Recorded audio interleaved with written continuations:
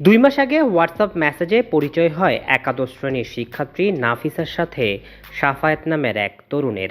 ধীরে ধীরে সম্পর্ক রূপ নেয় প্রেমে।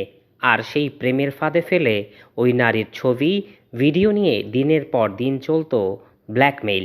সুকৌশলে একে একে হাতিয়ে নেওয়া হয় ওই নারী থেকে 19 ভরির স্বর্ণালংকার সহ নগদ অর্থ।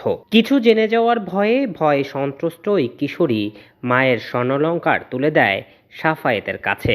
এরপর আরও অর্থ চায় সাফায়েত। এরপর ভীতু সন্ত্রস্ত কিশোরী পুলিশকে জানালে এরপর মাঠে নামে কোতোয়ালি পুলিশ। পুলিশের অভিযানে ধরা পড়ে 19 ঊর্ধ্ব ওই তরুণ।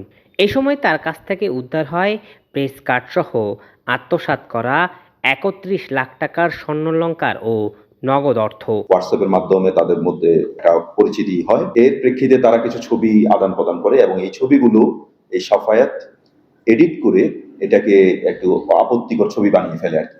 ব্ল্যাকমেইল করার বিভিন্ন পর্যায়ে সে মোট 22 ভরি স্বর্ণ এই মেয়ের, যেগুলোর মালিক ছিল আসলে তার মা, ওই মায়ের অজান্তেই মেয়ে এই স্বর্ণগুলো নিয়ে ব্ল্যাকমেইল থেকে রক্ষা হওয়ার জন্য এই স্বর্ণগুলো আবার ওই সাফায়েতের কাছে তুলে দেয়। মা পরবর্তীতে টের পান, তখন তাকে প্রেশারাইজ দেন ও সেখানে সে স্বীকার করেছে যে এইভাবে ব্ল্যাকমেইল করে তার কাছ থেকে স্বর্ণ নেওয়া হয়েছে।